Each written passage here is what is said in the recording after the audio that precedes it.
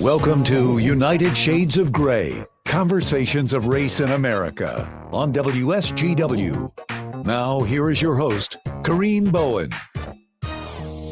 Good evening, ladies and gentlemen. Welcome to another edition of United Shades of Gray, Conversations of Race in America. Today, we are going to be talking about reparations for the descendants of the survivors of the Tulsa Greenwood District Massacre. It's been in the news as of late, and I want to talk to you really about what's going on there, what we're seeing take place, and then really just have the conversation.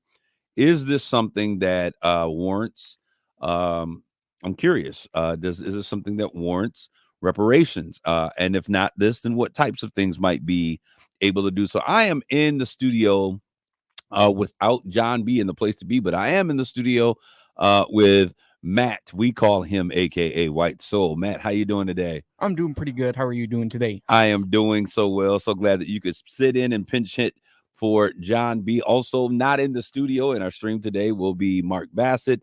Both of them are unable to make today's show, but we're excited to be with you today. And so we're going to have this conversation as we get into it. I really want to talk about reparations for the Tulsa Massacre. This is the Greenwood District in Tulsa, Oklahoma.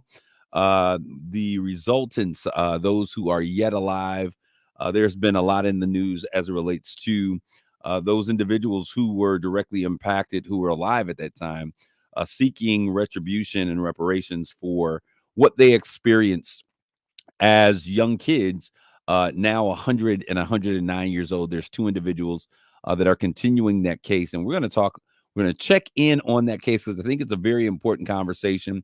Because one of the things, as we get into the conversation, one of the things that's so very important when we have that discussion on reparations is quite often when I have that conversation with folk who disagree with the idea of reparations, one of the things that always comes up is like, how can you know if these individuals, just because, they were Black, how do you know that these individuals were impacted by what was going on? Well, in this particular situation, in this particular case, these individuals are direct descendants of what took place in the Tulsa Greenwood District Massacre. So we're going to have that conversation. But before we get into that conversation, I want to give a shout out to everyone who's listening out there. Thank you for continually listening to our show, United Shades of Gray, here at 100.5 FM and 790 AM. At WSGW News Radio, and then also down there in Joliet, Illinois at WJOL. I just wanted to make sure I get it right, because as we learned when we were first doing this show, it is actually a misdemeanor to mispronounce the name of the city.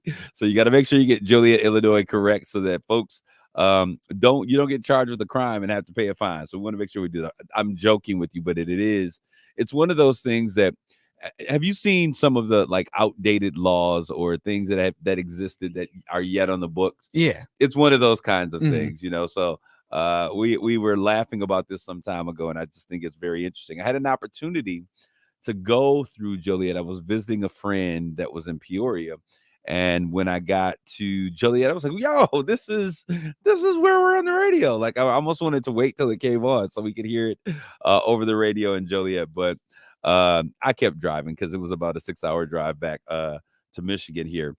But I want to talk about a few things that are hot off the press, and these are interesting things to me. I think one of those is, and I've talked about this in other places and spaces, but the missteps of the Biden administration as it relates to communities of color. There have been a number of articles, news shows, periodicals, just social media streams that are really outlining what's going on with the Biden administration. I've talked about it on my other show, which is a more of an urban show. And we've talked about how the campaign is really tone deaf to what's going on today. And this is April the 5th that we're looking at. So I'm dating this show, but just, April 5th today, I saw The Rock, the legendary Rock, former, what was he, WWA? Is that what he, WWE. WWF. I really don't know what the difference is, but WWE wrestler The Rock, he was one of the great champions, figureheads Now also he's a Hollywood phenom when it comes to TV and celebrity, saying that he regretted that he endorsed Joe Biden in the 2020 election. And so I was just waiting to hear what he was going to say. And so he says he's not doing any more endorsements, but he's not glad in terms of how the direction of our country. So what up, Doe, all the way down there in Atlanta, GA. Good afternoon to you as well, my guy Jeff Bulls. We're talking about The Rock. And so today our main conversation is going to be about reparations for the descendants of the Tulsa Massacre. But I'm talking about The Rock right now. Dwayne Johnson, is that his name?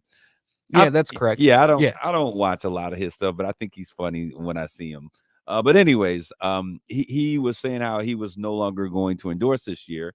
But he also said that he was, disappointed, and he was not happy that he had decided to endorse Joe Biden in the last election. I don't think anybody is like, hey, I'm so glad I decided to endorse or I voted for Joe Biden. Nobody feels this way about either of these candidates. And it's so funny because if you look at their track record and we look at what took place in Wisconsin just earlier this week, both of them are losing. They're hemorrhaging, not just losing, they're hemorrhaging large sections of their voters.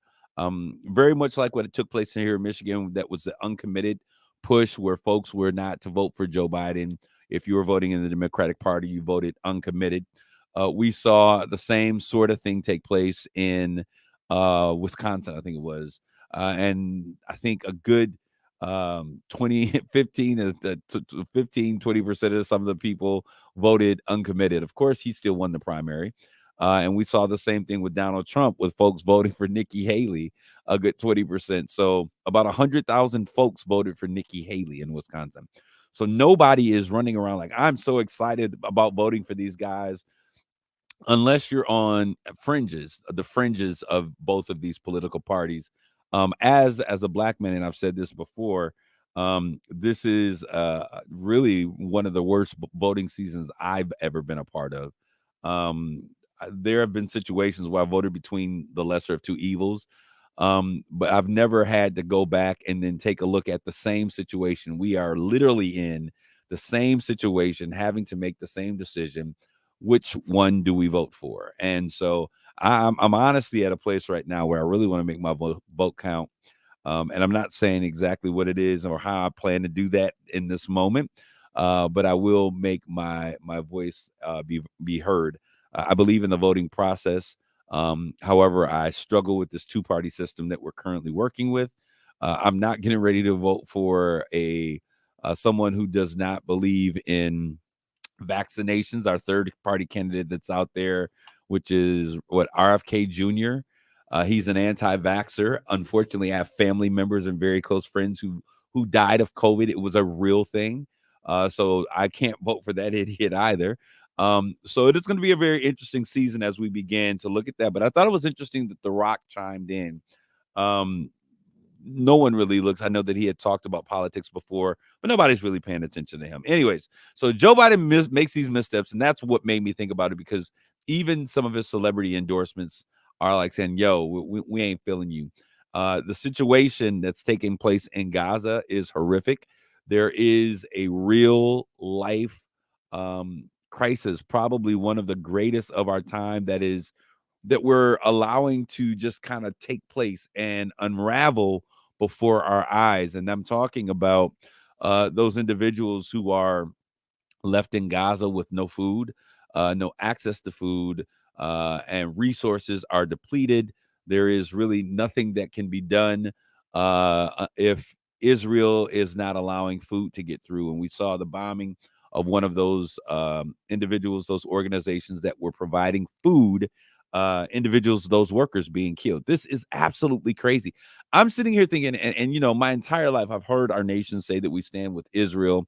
I know as a man of faith growing up in churches, we're supposed to pray for the peace of Israel, of Jerusalem, pray for the peace of Jerusalem. However, that does not mean that we stand with anyone who is not doing what is right. And right now we are seeing a humanitarian crisis unveil right before our eyes. And it's sad that our government officials, and that would be both the executive and our Congress, are standing by while individuals are starving to death. We can't stop folks from going to war and doing things of that nature. It is what it is. Israel does have the right to protect itself, but no one has a right to put children in a position to where they are starving and unable to eat and to live. And then also what I would consider war crimes that are taking place with what is happening with those individuals that have been trapped by Hamas and the women, the reports of the sexual abuse and rape that's taking place. I really wish at any particular time that we would show the kind of reinforcement and strength and support in this particular situation as we have seen with our support of Ukraine. It's quite interesting to me. And I've seen these things also take place in African countries. If we go back and we look at ISIS, certain things are our responsibility and certain things we jump to and certain things we support. When I look at what takes place in Haiti, it's kind of crazy to me that we have interests that means that we bring peace and we civility around the world, but certain portions of the world receive a different type of response by the American government than other places. And you can debate that if you'd like to, but we got proof when we were looking at folks coming across our southern border. I remember just probably 2 years ago, Haitians were coming across our southern border because of persecution, and they were looking for asylum and safety. And what did they do? They put them on a plane and sent them back to Haiti. But we're not seeing those same responses to other folks who are not as tanned by the sun in their request or their quest for asylum or citizenship in this country. It is a nasty disposition.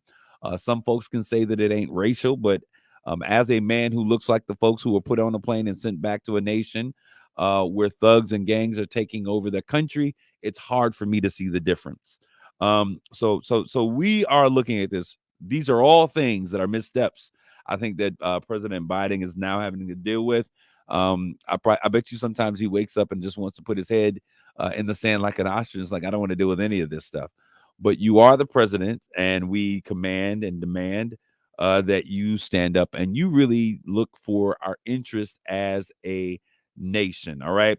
So there was this whole PR campaign that's going on, and I've seen it on TikTok. It was the funniest thing when I looked on TikTok and saw the mayor of Saginaw and some city council people and one of our community organizations, standing with Joe Biden, President Biden, excuse me, President Biden on his latest PR tour to Saginaw, and how they're pushing this out there. The mayor of Saginaw City is pictured and standing with Joe. I would not allow myself to be taken. I was asked if I would show up, or I was asked if they could put my name in so that I could be considered to meet with the president. And I say this because I turned it down. I said, by all means, I want to be very honest. I'm probably not the guy that you want out on your PR campaign because I'm not feeling what I'm saying. I said that also to their national head for faith-based and churches when they called and said, hey, you sat on a panel for us, national panel last year. Could you do it this year? And I was like, I'm going to be very clear and honest. I'm not a fan in this moment, and I'm probably not that guy. So when I say this, I don't say it because I didn't get a picture or anything. I got pictures with my favorite president, President Barack Obama. He wasn't my favorite president for any other reason, not because of policy, because he was black. I also like Bill Clinton. I had pictures with Bill Clinton as well. But I'm not liking the policies and the lack of policies that relate to people of color. And that's across the spectrum, whether you're in Gaza or you're in the United States or you're in other countries where we are being overlooked. So there's this issue. So he comes to town. And in this coming to town, what I think is just crazy, which speaks to how this administration is tone deaf. Off of the feedback from what was taking place in across the nation, they had released some footage of him going to dinner with a black family, and he brought, I think it was KFC to the table for the eat, because all black folks want chicken. we want to eat chicken. And then he made a statement about, forgetting someone forgot to bring the watermelon. There's a name that we used to use. We used to call people porch monkeys that would sit on the porch and eat watermelon. And I'm not trying to say that that's what he's saying, but I'm just saying that it is very tone deaf. It is very a big sign of being disconnected from communities and what they value and what they don't value, and the issues that concern those communities. And so I hope that someone would begin to speak. That people that are in the White House would stop making the rules for the folks who are in the communities, that they would begin to have a grassroots from the bottom up approach and not a top down approach, because it's not serving well. Excuse me. In addition to that, we here also remember the 94 crime bill. That was a bill that caused mass incarcerations for community of colors, for Black folks, treating as they were the war on drugs, the war on crime, whatever they were trying to war on. It seemed like a war on the Black community, where many of our Black men ended up incarcerated, which also led to a greater level of poverty, taking those men out of the communities and the homes in which they were in. So we have a serious issue here. What do we do as a community as it relates to moving forward? All right, so I'm done with my political soapbox. I want to move to something else. Matt, this is probably something you can relate to. It's been in the news, and I've just been kind of real cool and not really talking or addressing the issue at all. But Sean Puffy Combs, this is more your speed, your genre. Sean Puffy Combs, recently both his homes, one in Miami, the other in Los Angeles, were raided by the FBI, actually by the Homeland Security. So this is different. If the FBI is investigating, it's one thing. Homeland Security investigating, one of the things that they cover, we understand, is sex trafficking, those sex crimes, things of that nature. And there have been allegations as of recent that I don't know how in tune you have been with what's happening with P. Diddy. But Cassie, one of his longstanding girlfriends, 10 years, made some very, very strong accusations in a case against him. There have been rumors and conversations about what he's been doing in his private life and at his parties, the Diddy parties, for a very long time. And new court cases coming up with little rappers. I can't remember the guy's name. Do you know the rapper's name? I'm not sure about the rapper's name, but I've heard ones with other celebrities. Yeah. So this is happening. So his home is raided, both homes raided by Homeland Security. I think it's what it is. And so there have been allegations of sex trafficking and sex crimes. This sounds like Surviving P. Diddy, almost like the R. Kelly scandal. However, and I've been quiet, and this is why I've been quiet, because it's interesting that if all of these things are going on, there are both government officials that are a part of this as this unravels, other high-end celebrity names that are attached to this. We've seen the raids take place. And not to say, because I don't know what dude does in his personal life. We've all heard stories, but how many of us have been parts of rumor and innuendo? And, I don't want to take away anything that any of these victims say, because I'm always going to side or on the side of the victim before I would the individuals who's victimizing. But I don't know either of them in this particular situation. But I do know that bruh signed and settled a $35 million contract in less than 20 not lawsuit in less than 24 hours, which I think that when you begin to do things like that, it opens you up for other lawsuits to come forth, because folks are like, hey, she got paid in less than 24 hours. Maybe we will get paid as well.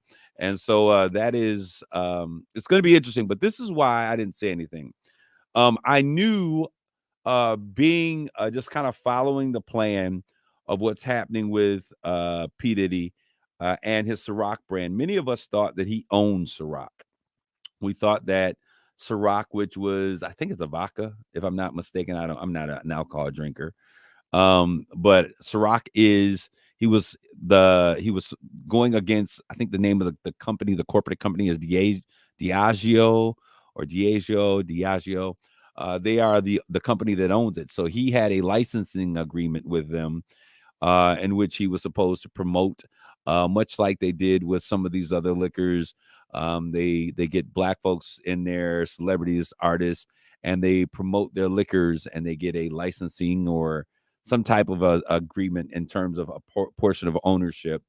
And he said that it was legal infringement upon him because he was being biased against because of his race. Now, this is very reminiscent of what happened to leaders or celebrities in black communities whenever they spoke out against powers that be. They go on a smear campaign where they begin to create stories and just try to smear your name in the public. And not to say that I don't think that he is completely innocent in anything, but I think that this is reminiscent of that type of situation. Whenever blacks stand up very powerfully in certain areas, we saw this happen with Michael Jackson when he came out vocally and verbally against Sony, and they realized that he owned the publishing to the Beatles, a catalog which was probably worth about $2 billion. When he began to take a very strong stance against the way the industry was working, we saw it happen with Prince, so much that Prince left the industry labels and created his own label, Paisley Park. That whenever they come out and they stand up against the oppression that exists inside those systems, we talk about systematic racism, and every system has those types of issues. When they spoke out against those systems, it's interesting because they ended up with scandal, a lot of scandal following them. Michael Jackson, the scandal, they made him a pedophile, or I should say he positioned himself, made it very easy to be considered a pedophile. Sleeping, in beds and sharing that stuff is crazy. But what we do see is that in that process, there was a destruction campaign that went on when he began to speak up against the industry power heads. And when we see now Diddy doing the same thing, it's kind of interesting, the timing that all of these things that have been going on and folks who have been aware all of these years, all of a sudden at the same time that he is now pushing up against Diageo, which is this huge liquor company, that now these things are taking place. I'm just saying that it is very interesting, the timing of this, but you make your decision. I'm sure that if there are facts to be told, and I'm sure that Hollywood is Hollywood, it's Hollywood anyways. We understand that weird stuff happens in Hollywood. Men who are supposedly straight. We saw this in White America with Rock Hudson. He's playing a hunk on TV, but yet he's sleeping with men, when he gets off of TV. So this type of thing happens in Hollywood. Not that, people can do whatever they want. I'm not hating on anybody for what they want. But when we start talking about the perversions of abuse and holding folks hostage and some of the things that are going on, especially the adolescents, let's not start talking about the Marilyn Monroes and other individuals, Shirley Temple, that were out there, that were all a part of this crazy network. Absolutely. Bill Cosby was another. He was talking about buying one of the major networks, and all of a sudden there became a scandal that came out against these individuals. I'm not saying that is what it is, but I'm just saying it is enough, and it has been a consistent part of how history is operated, to give a sincere pause to what is going on, and to allow the facts to determine and to express themselves. So people ask me all the time, what do you think about this Diddy stuff? I think that if it's true, the dude is a sicko. However, I do want to allow for the systems of government to play themselves out. If there are facts, I want to see the facts. I want to hear the facts. I want to know what's going on. Other than that, then, hey, it's all just rumor and innuendo. We're going to take a quick break, and when we come back, we're going to talk about reparations for the Descendants, not defendants, the descendants of the Tulsa Greenwood District massacre. We're going to talk about that because there's a lot about that happening in the news. Stay, don't go away. We'll be back with more United Shades of Gray.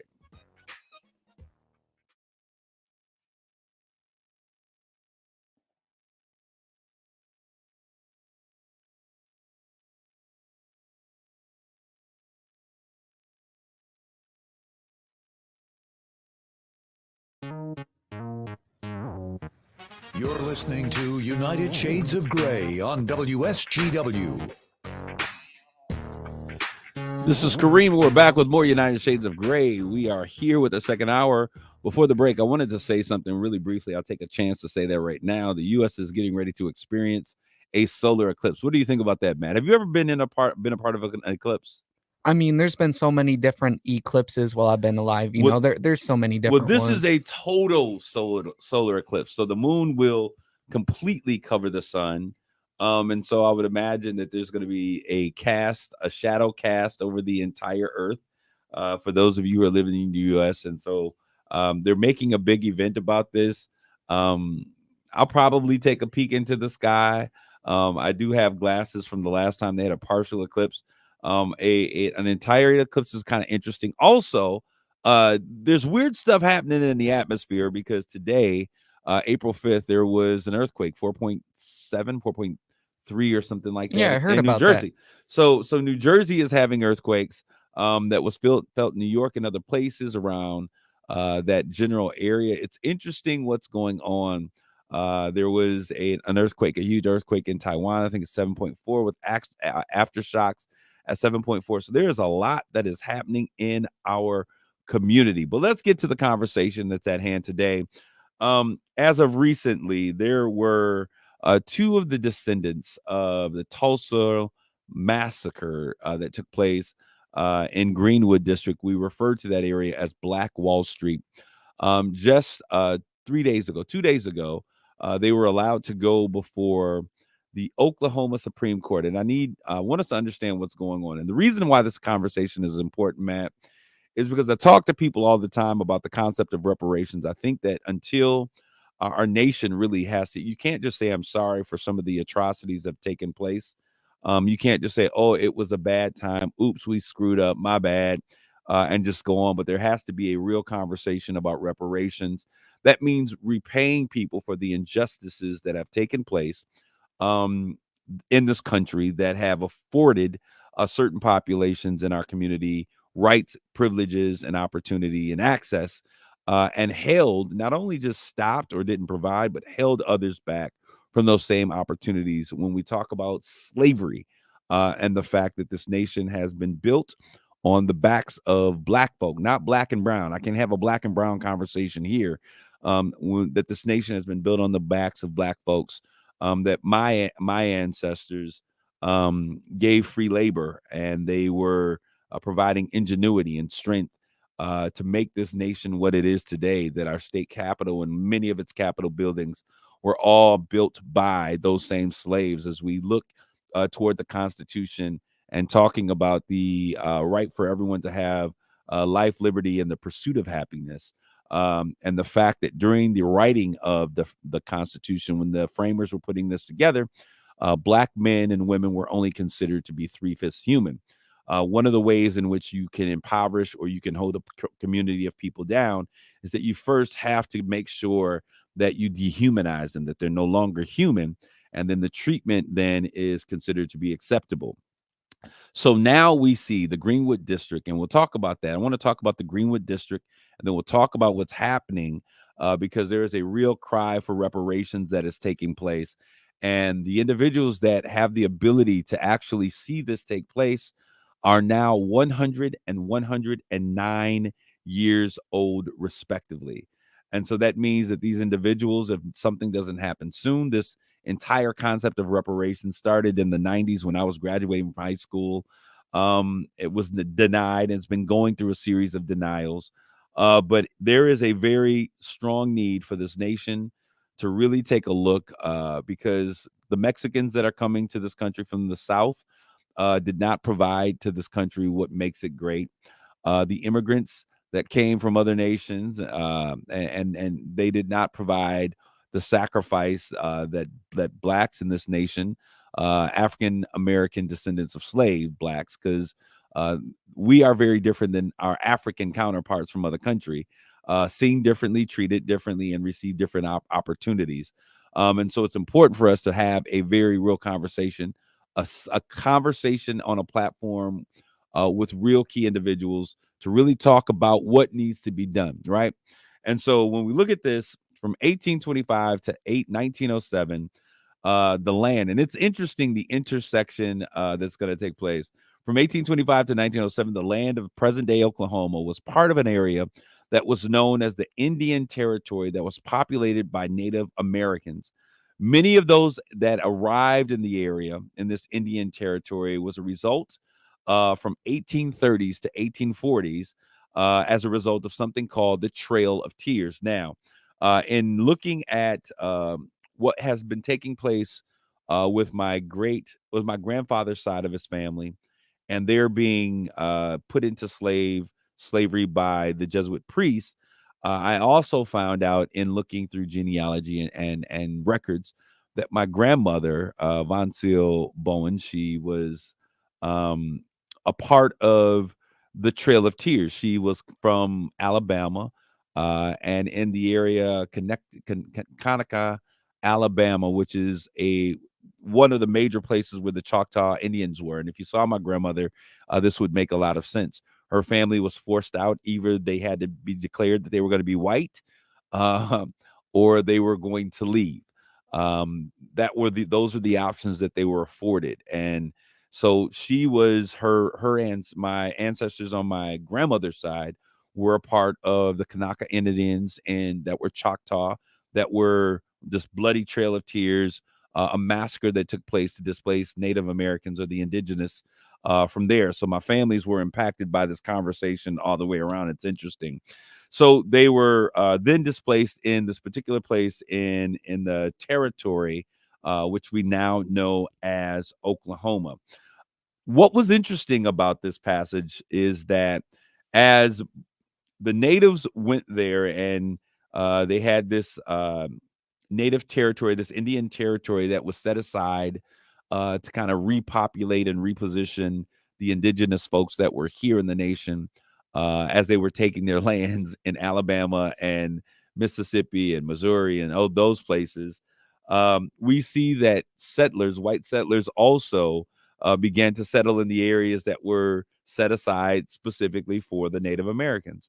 And for those of you listening, indigenous people, Native Americans, Indians, Native, y'all know what I'm talking about. So I'm not trying to sit here and continually go through that, but we understand what we're talking about.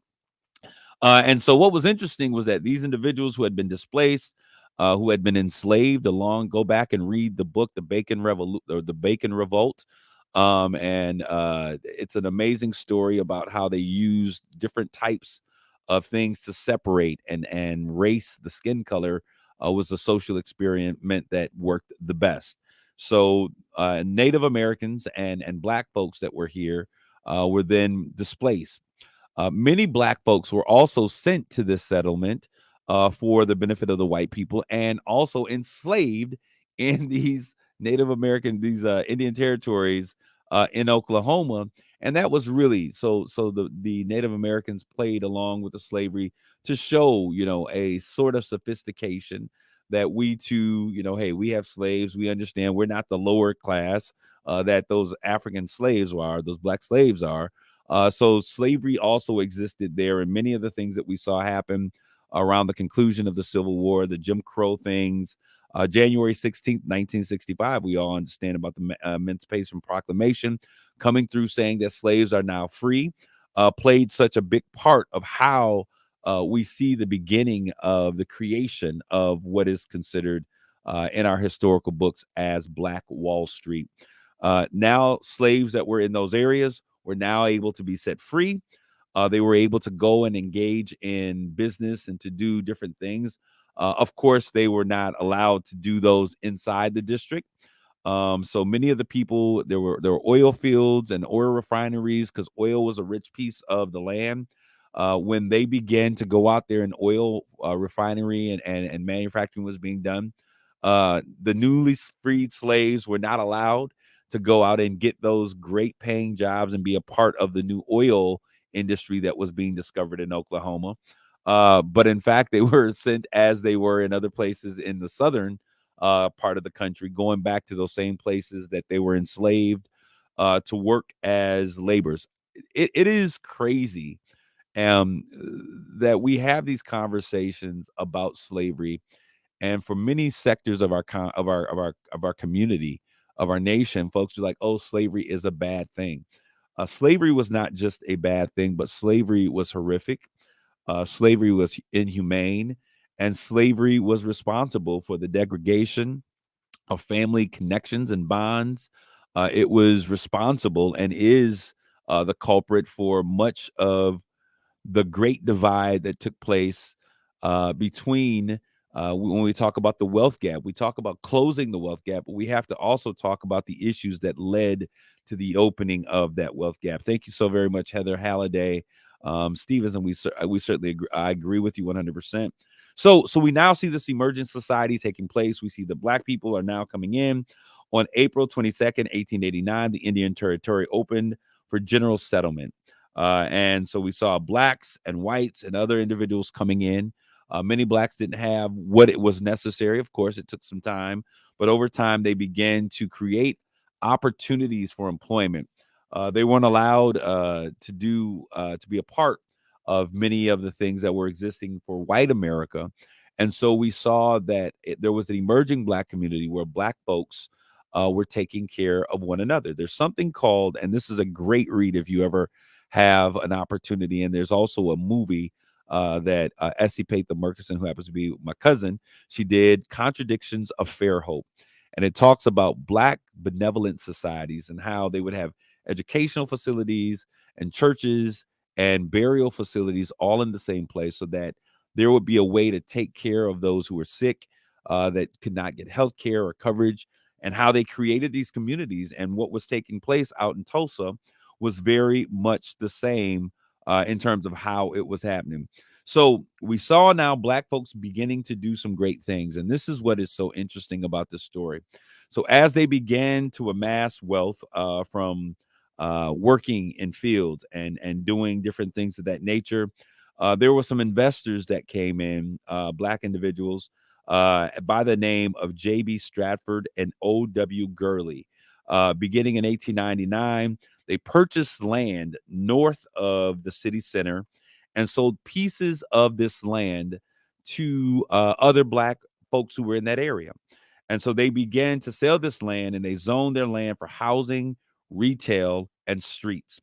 A thriving Black district emerged soon thereafter, which we now know as Black Wall Street. This is not the only place that we see this type of thing take place. We saw these pockets. If you go to Georgia, and there's a lake called Lake Lanier, this was where there was another thriving community where Black folks who were able to obtain went back into those communities. They bought land, sold that land to other individuals. I had a conversation with a brother just the other day about the same concept. And then from there, they began to buy and sell goods and turn dollars over in our own communities. One of the things that has to happen if we're going to talk about the widening wealth gap is that we as Black folks have to, because we're the biggest consumers on the planet, the economy, the stock market, everything happens because Black people are such large consumers. So we're a viable part of the economic structure of this nation. But one of the things that we have to begin to do is to make sure that dollars that exist in our community are turning over, you know, 2, 3, 4, 5 times. Because when we look at certain communities, Asian communities, they say that their dollar turns over 14 times in their communities before it ever leaves to go to another community. So we've got to begin to have these conversations about reinvesting and buying and selling and sharing in those communities. And so what we see happening is with these two great businessmen, J.B. Stratford and O.W. Gurley, buying this land and then selling these parcels of land out to other individuals, creating a viable community where Black business could thrive. The city laws there, they forbade Blacks from going into shopping areas that were in the other parts of the Greenwood district. So Black-owned businesses flourished. They didn't have some of the things that would exist in other communities, so they created it in their own. And then the educator, Booker T. Washington, dubbed the area the Negro Wall Street of America. And we began to see this viable community where Blacks are creating business, selling and buying from one another, investing in their communities, building homes that were considered to be very strong middle-class homes, all of these things taking place. And so this is what has taken place with Black Wall Street. So as that takes place, We see that there was many of the white newspapers that were out there would refer to this community bustling with black investment and reinvestment as, I'll say it like this, in town. When you go to New York or you go to a city and you see where all of the Chinese Americans are, you call it Chinatown. Well, they would refer to those areas that the Greenwood district, in particularly, as in town. You know what N word is, the racial epithet that is also often used to talk about black folks. And so it was looked down upon, but they were upset because of the thriving business that these individuals were supposed to happen. Now, let's talk about what happens with the Tulsa Massacre and why this reparations is so important. So now we have a community that is a black community, not a community of color, a black community. And these individuals have now created every area of business that you possibly could think of. The first black theater, because they weren't allowed to go to white theaters, was built in the Greenwood district. And so this was a bustling district with business and textile companies and manufacturing companies that were self-supportive in and of themselves.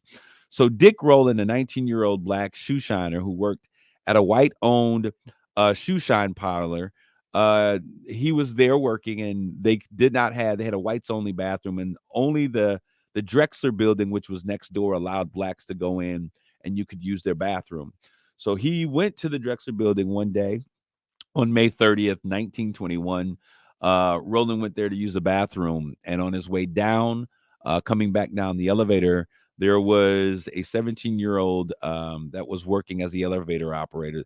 I don't think people even remember the days of elevator operators, but they would ask you what floor and push the buttons, and you would tip them and things of that nature. I am too young for that as well, but I do remember it in the movies. Her name was Sarah Page.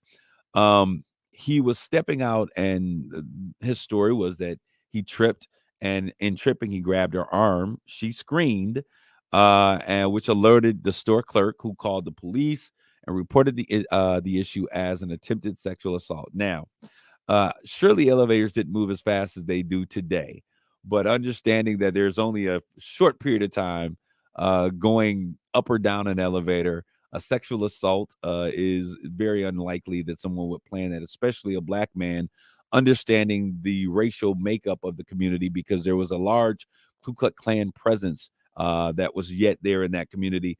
And white folks don't understand that black parents often raise their kids, not so much anymore, which is sometimes problematic, but we raise our kids. And we tell the children. I was told, now, don't, when you go over there, don't be doing this with the white people. Don't go in here. And we get the do's and the don'ts. Don't touch anything when you go into the store. Leave those white girls alone when you go over there. We actually get an education of things that we should and should not do. And that was because our parents were afraid that things like this would happen. So the police were called in. He was arrested the next morning and jailed at the police headquarters. The story on the front page of the newspaper was "Nab Negro for attacking girl in elevator," and so this became a racial issue throughout Tulsa. Long story short, to bring this thing into focus, lynching was always a way. It was vigilante justice for white America.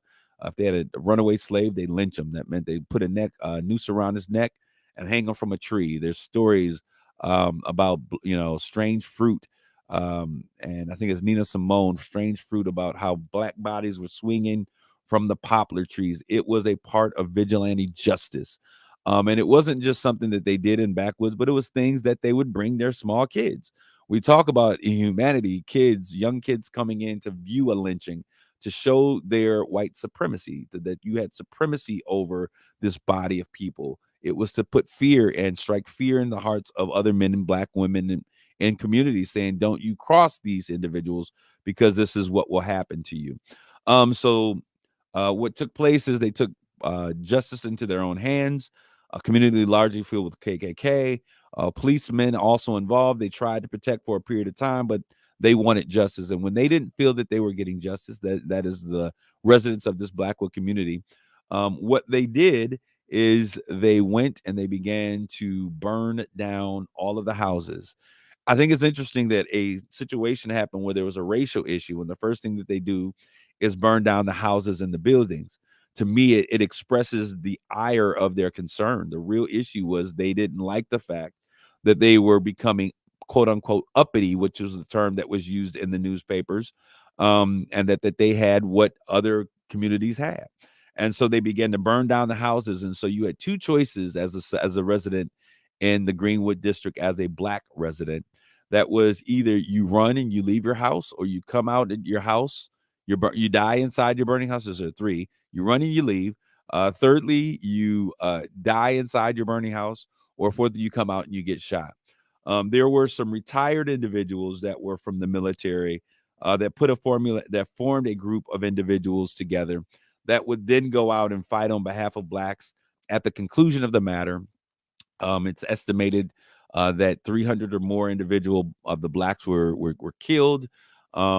Communities, blocks, 40 blocks of housing and businesses were destroyed, burned to the ground. And to come out to the story that the girl said that eventually that nothing really happened. So, and the story of some individuals then said that many lives died because of these lies. So moving forward, so Black folks were then displaced. They thought that it was better to put them into other areas, send them up the river, get them out the Greenwood district. And they were displaced because there was something that was understood, that their collective was dangerous to the existence of those around them. And the reality was that they found out that collectively, when Black folks got together and they worked together, that they were able to accomplish some amazing things. And so I think it's been a while since I've turned in. Hey, great to see you out there, Teresa Galloway. So what I think that what we're seeing here is, as we look at the story of what's taking place now. So these families, 109, 100 years old, these two individuals that are still descendants, that meant that their families were property owners in the Greenwood district. This has long been one of the issues that many Americans, white Americans, have fought against, saying, like, we can't just give out money just because you were Black. You know, we don't know if you were a slave, if you're free, or whatever. There is a direct linkage to these individuals, from these individuals to the district, that their families were property owners and landowners in this community that was decimated because of race. One of the legal officials that is in Oklahoma said that now they're saying that this was not a race thing, but race was the essential issue. So if reparations is not needed for a company, or not permitted, or not seen as a necessity for folks who are directly linked to the atrocities in our community or our history for Black Americas, will there ever be a voice or a place or a palette that is ready for a real conversation on reparations? So the Supreme Court in Oklahoma just passed on April 2nd, saying that they can go back down to the lower court to have their issue heard and to start the battle all over again. Time is of the essence, as the two remaining descendants, 100 years old and 109 years old, effectively, Leslie Benningfield Randall and Viola Fletcher, will not be along or around much longer. So I think that we have to keep their fight alive.